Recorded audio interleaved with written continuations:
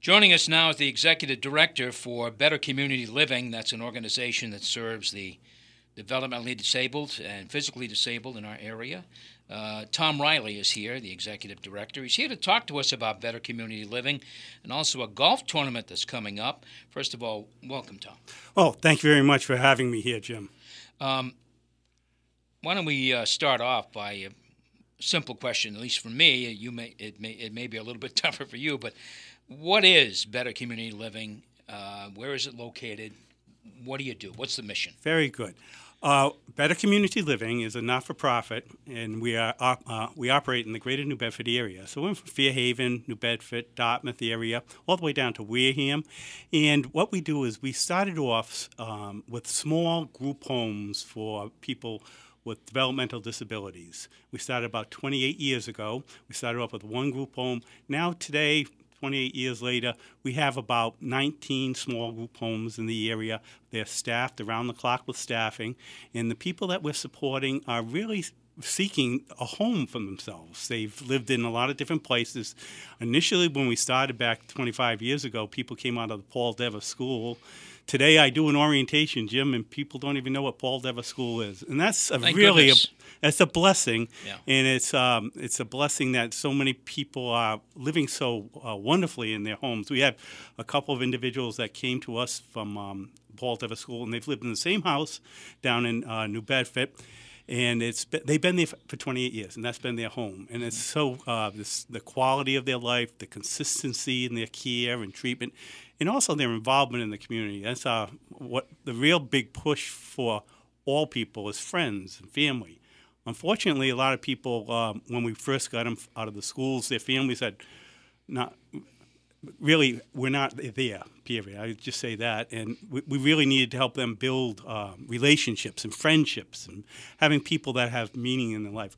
One of the things I'm proudest about is that our staff, we have about 250 staff today, but over half of them have been here probably 15 years or longer.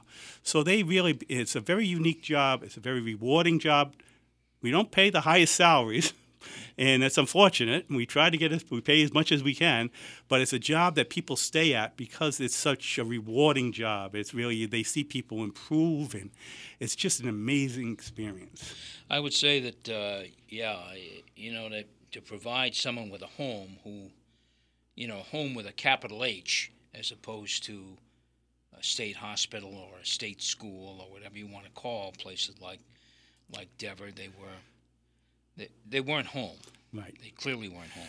And what we did, Jim, at the beginning and still do today is have it at home just like your home or my home. And those houses, what the issues with that is they blend right into the neighborhoods. And that's the reason no one knows about Better Community Living. But when you're in the need for that type of service, people seem to find their way to us, and it's been good to have that it's kind of a compliment that nobody knows who we are, because that's what our job was, to help people just fit into their community as naturally as possible. That's right. There are no signs in front of these places correct. that say Better Community Living, group home, none of that. No. It looks like the a regular one house. sign we have is out in front of our rehabilitation, our administrative office. This is on 5 Ventura Drive in Dartmouth. That's the only sign we have up in the whole agency. Let's talk about the golf tournament for a minute, because with any nonprofit, funding is always an issue, hence the golf tournament. Tell us a little bit about this tournament, a little history. It's been going on for 17 years. Right. This is our 18th golf tournament. And really, I'll tell you the history about it. Mrs. Richard from Fairhaven, who's on our board of directors, said we needed to get together and put together a fundraising event, because we have a Christmas party every year, and we wanted to buy everyone a small Christmas gift, a holiday gift. Mm-hmm. And that's how the golf tournament started. It was with families and staff. We got together, we played a 9-hole golf tournament, and we had some hot dogs and hamburgers afterwards. Well, that is really that's grown. It's been a popular event. It's been in the last couple of years, we finally took the step to go all the way to a full 18-hole golf course. And one of the reasons we stayed at the 9-hole golf course was to keep the course reasonable for everyone that was involved. And today we have a lot of supporters. We have people that have asked us to go and do a little bit bigger event. And for the last 2 years now, this will be our second year, we'll be at the Cushing River Valley. It's the idea is still the same. We have this fundraising event so that we get Christmas gifts at the Christmas party for everyone, but we also have our programs have all grown in all different directions. One of the big areas is our children's program.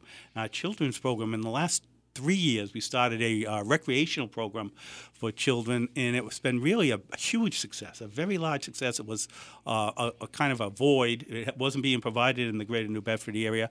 So we had worked with the Department of Developmental Disabilities, and we put together this recreational program, and now that's operating in the evenings, and it really is an opportunity for people to come out, socialize, have some fun together, have the families come together, and really it's a peer group for some of the people.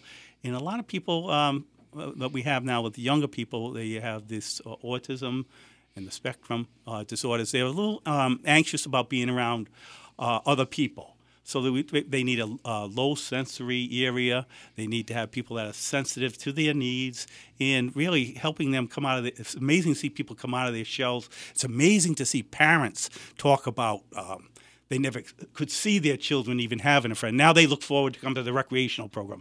So those types of things, even though it's a small step, it's the first step of a building block of building relationships for children and as they grow older, adolescents. So it's been really, it's Kathy Tremblay, who's a Fairhaven resident who works for us, been with us for about 15, 20 years. I don't know, she's been there a long time. Mm-hmm. She's been running this our children's programs for about over 15 years. And she's just done a wonderful job. The families really appreciate all the energy and efforts that she puts into it. And this is just this recreational program. It's just one of the outshoots of the primary program that she operates, which is an intensive family support program for people that are in risk of having their children placed out of the home. So she really pulls a lot of resources together and keeps people and families together. And she does a very good job at that. Still signing up more golfers, more teams? How does it work? Yes, we are. Our golf tournaments. This is the golf tournament. If you don't play golf, this is the golf tournament you come to play in, because a lot of them, again, still we have staff people. We actually now have some real good golfers. So my dreams of ever winning this golf tournament have vanished into the clouds. Yeah. But I'm happy to see that. We are signing up. We'll sign up people. They can contact us at our main number at 508-999-4300. And if you go to extension 122, Linda will be there to fill out or give you any information you need. You can also go to our website, which is www.bettercommunity.com. And on the website will be all the information about the golf tournament on June 30th and the course for individual play or foursome. So we're going to have a nice dinner after it this time. And I played out at the Acushnet River Valley a couple of times, and it's such a beautiful resource and a golf course. And we're looking forward to a great way to start the 4th of July weekend, because it's going to be on that Friday afternoon right before the long 4th of July weekend this year. So it's again, it's about a week away. If you want to call, pick up the phone and call Better Community Living. That's just what we would love to have people join us. Give us the number again. It's 508-999-4300, extension 122. You're listening to Townsquare Sunday. My name is Jim Phillips. My guest is Tom Riley from Better Community Living. He's the executive director there. BCL's future plans, expansion. Again, that's an interesting question, Jim. I can talk about that for a half hour, but I'll cut it short. Our whole purpose and mission was to meet the needs of the people in the Greater New Bedford area. So our agency only grows when there's needs that need to be met. Just like this children program we started because there was no program. So that's how we grow. We don't have any grand designs of becoming a huge agency but it's really just kind of keeping it focused. Saying that, over the last 5 years, we've probably grown 25%, just meeting the needs of this community and our residential, our rehabilitation, our community support, our individual support, our employment support programs. So we have an array of programs today that really, I'm just so happy that we are able to provide these supports to people here in the Greater New Bedford area. Let's talk about funding for a minute, because you get your funding basically from the state? Primarily from the state through the Department of Developmental Disability Services. Yeah. And I would comment on that, is that this is a very exciting day for us because this is new health care is coming out. And we are really funded. About half of our funding comes from Medicaid. And it's the state gets reimbursed from the federal government. And this Medicaid cut, if it goes through, will certainly have a dramatic impact on the quantity of the services that will be provided in the next 10 years. So if you know anybody in Maine, I hear the senator in Maine is the one we're supposed to call and tell her not to make sure we get a good bill coming out of this Senate today. I think it's a long way away. Obviously, you've got to pass the Senate, and then the differences have to be worked out. Right. I would think with the House. I mean, and the House bill was really something you want to stay away from, I would think. Yes, I was happy to see that President Trump came out and was talking about how we want to have a less mean-spirited bill in this one coming out of the Senate, and hopefully we'll be able to put together something that'll meet the needs of people. And it's really, I understand it's the taxpayers' dollars, and I will tell you that for the 30 years I've been doing it, we've been working very hard to get the best value for the consumers we're supporting, as well as for the taxpayers in the state of Massachusetts. Funding issue is always going to be an issue, especially because healthcare being what it is and being costly, and everybody is obviously trying to get a rein in the cost somehow. But every cut is going to affect somebody or something. Right. One of the things, Jim, I can tell you is that the state of Massachusetts, I've been here for 35 years working in this field, and they have been tremendous. They've really, they're the best in the country. So I think even with all the storm that's going around about us, I still have a lot of hope, and I have the expectation that people's services will be, and their needs will be met with services that are probably the best in the country. So that's a good thing for all of us here in Massachusetts. Is there one thing you would like to do with your program that maybe you can't do now because of funding? Is there some piece that you'd like to be able to add? Yes, we have. There's a couple of pieces, but the biggest piece now we see today is this children with autism. They really there's a tremendous need for people that can work with them early on. And I can tell you, people I've seen 30 years ago, when they didn't have all this knowledge about autism, we were able to get services to them when they were in 22. So the earlier they get them, the children, the better the services, the better the outcomes are. And we see that today with the people that we took in 30 years ago. They had a lot of needs.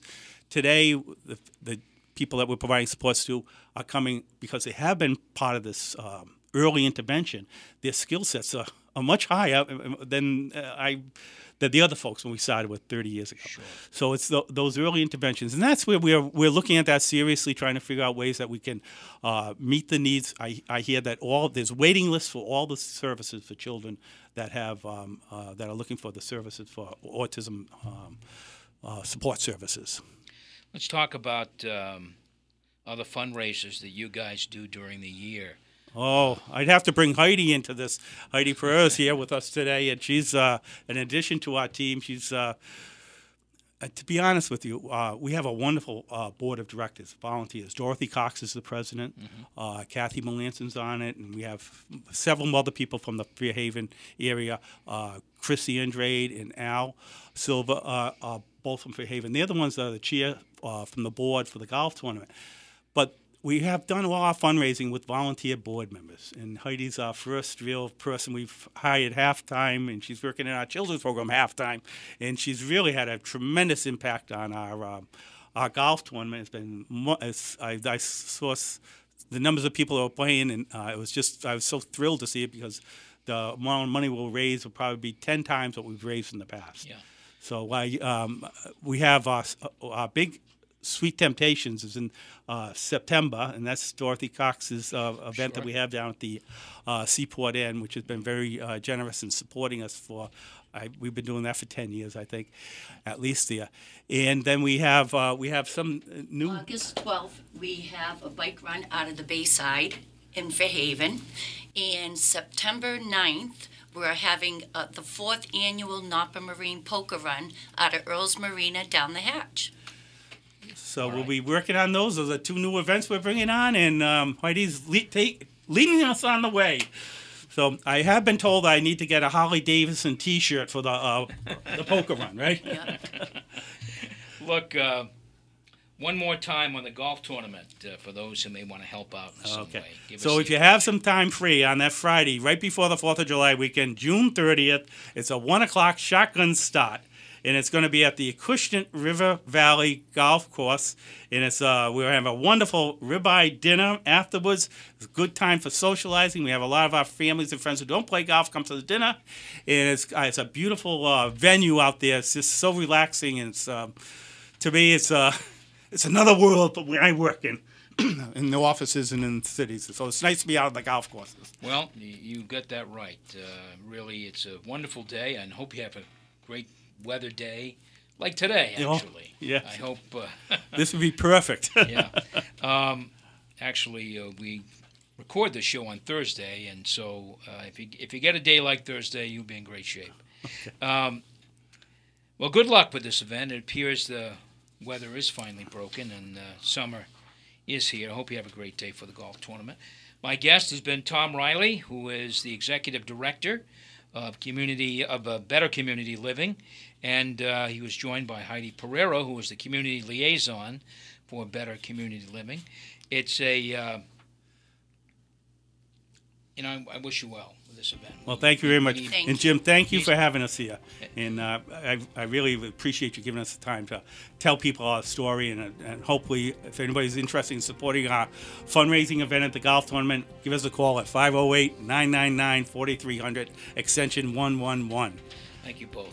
Thanks for joining us this week on Townsquare Sunday.